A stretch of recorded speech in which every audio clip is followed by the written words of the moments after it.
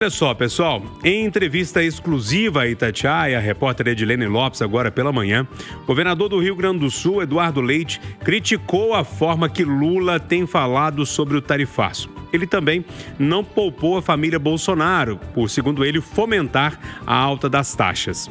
Eduardo Leite ainda criticou as decisões do ministro Alexandre de Moraes, mas disse que o impeachment é um exagero. Por fim, o governador gaúcho se colocou como pré-candidato mais moderado à presidência da República. Ô William Travassos, deixa eu começar com você essa história. É interessante que a gente sempre fala de polarização e que um candidato ali do meio precisava aparecer com certa força. E a sensação que eu tive durante a entrevista é que ele realmente, pelas falas dele sobre tarifaço, sobre crítica a um, a outro, fala de excesso de Moraes, mas opa, impeachment não, no meio campo ali, hein? Bom dia pra você. Sim, ele aparece como... Bom dia, Júnior Moreira, bom dia, bancada, bom dia, os ouvintes da Itatiaia. Ele aparece como uma espécie de centrão, né? Amigo de todo mundo, mas um cara legalista, ele quer a coisa certa. Mas aí, ele tem ele é pré-candidato, qualquer um, né? O cara levanta a mão, ó, sou pré-candidato. E aí, quando você olha, né, para esse cenário, e a gente tem que olhar para o Brasil, você vê, por exemplo, o PSD se aproximando do PT no Nordeste. Então, uma aliança clara do Kassab com o Lula.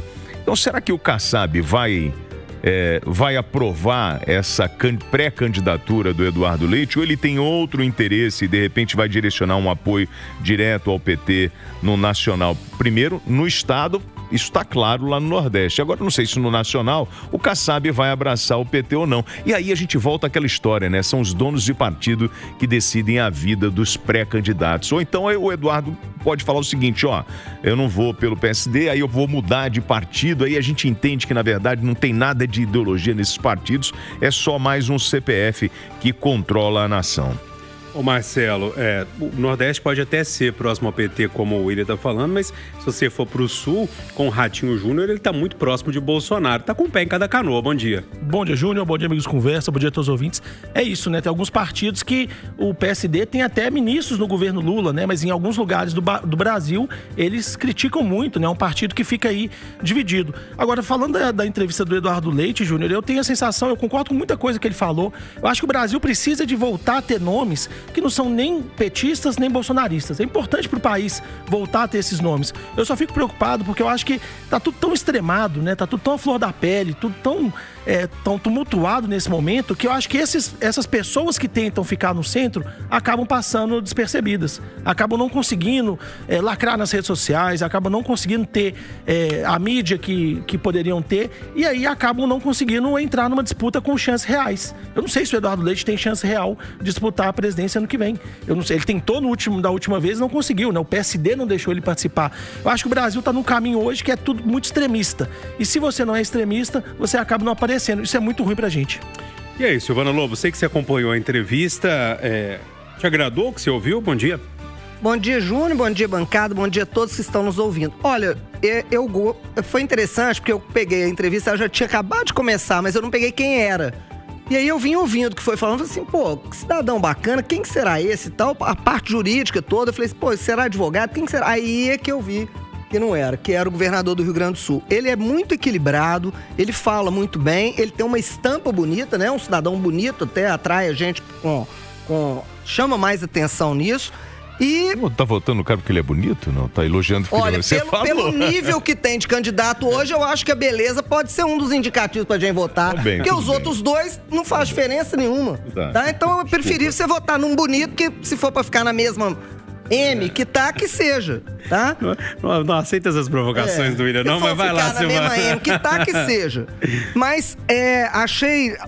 Ele é muito ponderado, muito equilibrado. E ele se apresenta como candidato para, entre aspas, pacificação, para não ser das extremas. Eu fico muito triste quando eu ouço tanto o que o William falou quanto o que o Marcelo falou, exatamente por causa disso. Porque, infelizmente, se não tender para um lado ou para o outro, a chance fica muito pequena e a gente fica sem opção. Eu lembro, por exemplo, de Simone Tebet na eleição passada. Eu estava na maior fé nela. Certo? Eu tava na maior fé de que ela pudesse ser uma via dessa. Aí a gente viu que ela não vai pro segundo turno e aí, necessariamente, ali hoje está no governo. né? Então isso traz pra gente uma... Não é legal, sabe? Agora, achei fantástica todas as ponderações que ele coloca em relação a essa situação de Bolsonaro, né? Hoje. Tanto com relação à prisão, quanto com Alexandre de Moraes. Bom, ele é muito ponderado. E principalmente quando ele fala do povo do Congresso, né? Botando esparadrapo na boca. Ah, gente, mas eu aí, tô cansada acompanhando o chat da Itatiaia durante a entrevista, quando ele fala assim, olha, eu sou contra a anistia. Aí a turma fala, você é um esquerdista. Eu sou a favor de criar mecanismo, porque o Alexandre de Moraes está censurando as pessoas. E você é bolsonarista, É entendeu? verdade, mas olha que coisa maravilhosa que ele falou, que ele é contra a anistia, mas ele é a favor de rever as penas. Que isso é o que nós também somos. Aquilo não pode simplesmente anistiar e falar que não foi nada. Foi. Agora, pena de 17 anos para aquilo, realmente é absurdo. Ele fala da dosimetria, né? Dosimetria da pena, né? Bom, pessoal, é o seguinte, com a obstrução no Congresso Nacional em retaliação à prisão domiciliar de Jair Bolsonaro, o presidente da Câmara dos Deputados, Hugo Mota, antecipa para hoje a reunião de líderes de partidos para tratar da pauta dessa semana. Usando fitas para cobrir os olhos e a boca, senadores do PL e de outros partidos de oposição ocupam desde ontem a cadeira do presidente do Senado, Davi Alcolumbre, e deputados decidiram repetir o mesmo gesto no plenário da Câmara. Os parlamentares buscam pressionar os presidentes das duas casas para incluir na pauta a votação da anistia aos envolvidos nos ataques de 8 de janeiro. Marcelo, deixa eu começar com você. A turma passou a madrugada lá e tal, num protesto um pouco mais firme, desde quando começou essas conversas. Será que vai ter efeito? Ô, Júnior, quando eu fui ver essa cena patética, eu acho que eu já vou de cara logo falar que eu acho que é patética, né? De senadores, deputados ocupando a mesa e falando, daqui eu não saio. Aparecendo a quinta série, né? Olha, eu não quero que vote, então não saio daqui, não vai ter sessão, não vai ter debate, não vai ter discussão. Pra mim, né, uma cena completamente patética. Quando eu vi essa cena patética ontem, eu fui relembrar, eu falei, poxa, há pouco tempo, nem há tanto tempo atrás, isso já tinha acontecido.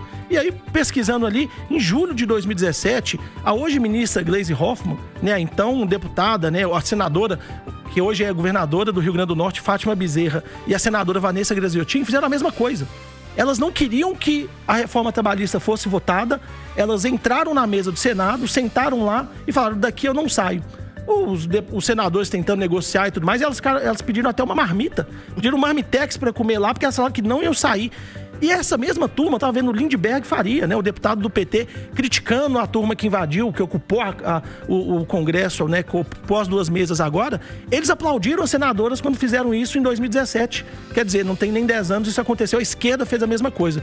Da mesma forma que eu critiquei muito em 2017, quando isso aconteceu, eu acho que isso não é caminho para o debate político, ocupar na base da força, eu acho que a gente tem que criticar agora. A oposição está no direito dela, escancarar que o Alexandre de Moraes está descumprindo a lei de forma recorrente, né? Está no direito dela de pedir, de cobrar que seja votado impeachment, né? Está no direito dela de pedir anistia, né? Tem gente que é a favor, tem gente que é contra.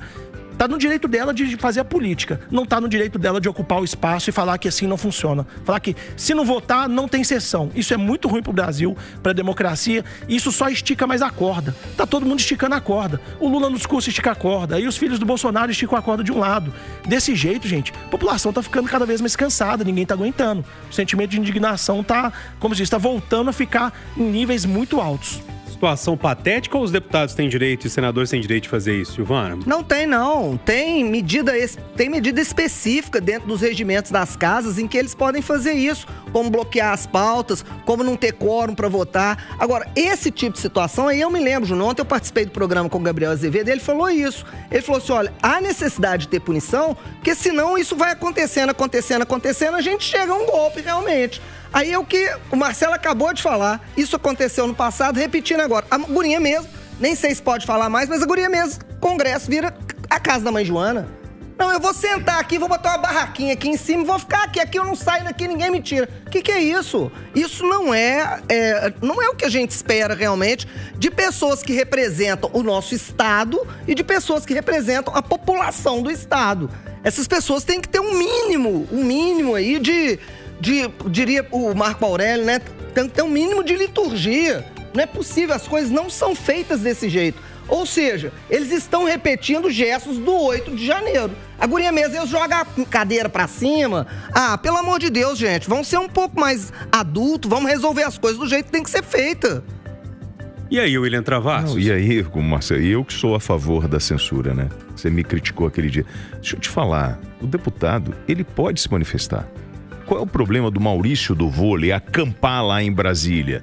Em Brasília ele não pode acampar na mesa do Congresso, né? Na mesa lá da Casa Legislativa. Acampar em Brasília que acampe.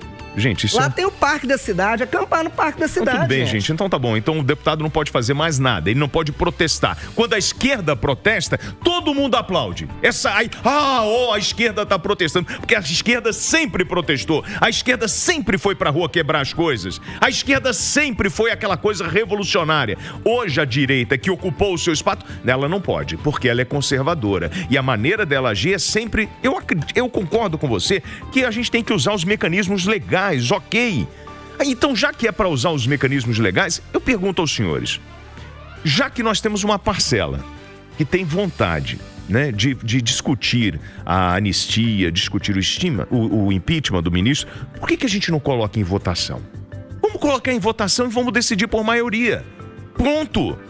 Não é possível fazer isso? Mas isso eu sou a favor também. Mas, WT, pra conseguir isso, é preciso que tenha sessão.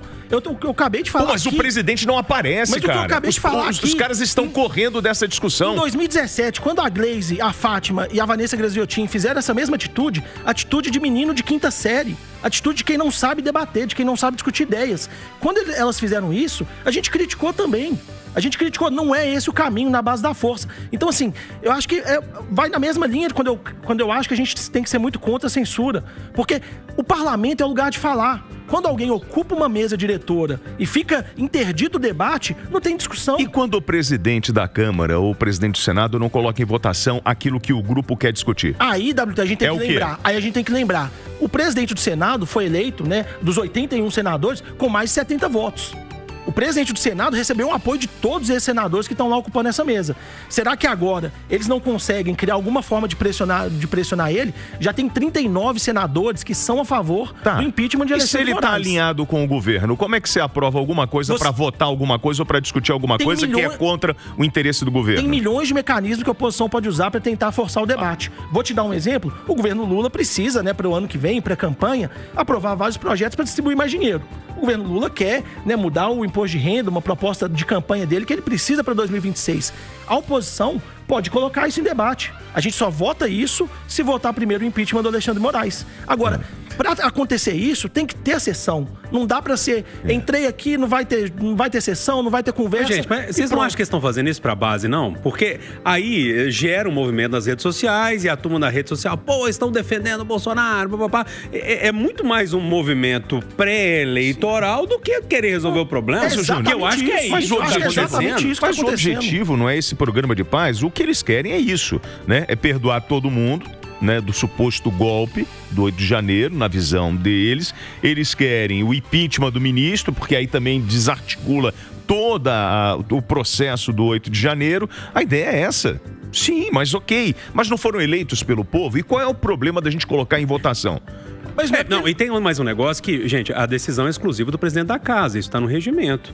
Ele coloca, e é legalmente isso, ele coloca ou não o pedido de impeachment se ele quiser. Ô, Júnior, mas o mesmo jeito. É assim, e pra tudo foi sempre assim, não é agora que mudaram a regra do jogo. Mas do mesmo jeito que a gente critica o Xandão, né, por tomar medidas monocráticas e achar que é o dono do país, o presidente da Câmara ou o presidente do Senado são donos do país. Eles precisam também prestar satisfação para os colegas, né, para os outros senadores, para os outros deputados. Então, os senadores e deputados precisam convencer o presidente de colocar. Ué. Exatamente. E como você faz isso? Legalmente é dele. Assim. Mas como você faz quando o cara não quer conversar com você? Gente, mas vai ser ocupando a mesa lá que vai resolver isso? Botando não, que eles estão dizendo assim, não querem discutir isso. E é por isso que nós estamos aqui. Por que não coloca em votação? Me apresenta um argumento. Pode dizer assim, não, porque o que vocês estão propondo não é constitucional. E aí vem mas isso ele já falou em entrevistas. Então, gente, mas aí então você está me dizendo que tudo que está acontecendo ali é uma grande farsa. É isso? Porque eu estou propondo uma coisa que eu não posso aprovar. Gente, mas um tanto de coisa é proposta e o presidente não coloca em votação, porque especificamente essa tem que ser colocada. Porque é isso que eu tô querendo falar. Ô, Júnior, de um lado, a turma diz... Então, de um lado, a turma tá dizendo o seguinte, olha, a gente quer votar a anistia, o impeachment do Alexandre de Moraes, certo? Aí o presidente da Câmara fala o seguinte, mas isso não é constitucional, eu não posso colocar em votação, beleza? Aí os caras vão de novo para lá e fazem essa mobilização. Então, se não é constitucional, ele tem que chegar e dizer, ó, não é constitucional, e aí aplicar a punição cabível. Mas, WT, mas aí esse argumento que o presidente estaria usando, ele não procede, porque está previsto na Constituição brasileira o impeachment de ministro. Está previsto na Constituição, né? E assim, é função do Senado fazer essa discussão. É função dos senadores avaliarem. É muito importante para o Brasil que o Alexandre de Moraes tenha que responder pelos seus atos. O ministro Supremo não é Deus, né? Ele tem que responder pelo que ele faz também. E o Senado está ali para isso. Agora, interditar o debate não vai fazer com que essa pauta avance. O que isso vai fazer? Vai criar antipatia do povo, que não quer ver os caras parados, né? O Congresso já está de férias tem 2 meses. Só uma pergunta, quem é que está travando o debate? É o presidente que não coloca em votação ou são os deputados que estão ali travando? Hoje eu acho que os dois. Hoje eu acho que todo mundo está travando. Beleza. Se não tiver um acordo para discutir, vai continuar travada a pauta. Mas pelo menos hoje já está anunciando aí que os presidentes vão ter reunião com os líderes, né, dos partidos. Então vamos ver se precisa conversar, gente. Nesse trem do ferro e fogo não dá, não. Pessoal, deixa eu trazer mais um assunto que ele é importante hoje também. O estudo da FIENG, a Federação das Indústrias de Minas Gerais, aponta que o Estado pode ter uma redução de mais de 30 mil empregos em até 2 anos com o tarifaço dos Estados Unidos, que começa a valer hoje. Entre os produtos taxados com 50% estão café, carnes e açúcar. A medida, no entanto, prevê uma longa lista de exceções, que essa gente está sabendo, aí aeronaves, laranja, petróleo, entre outras coisas.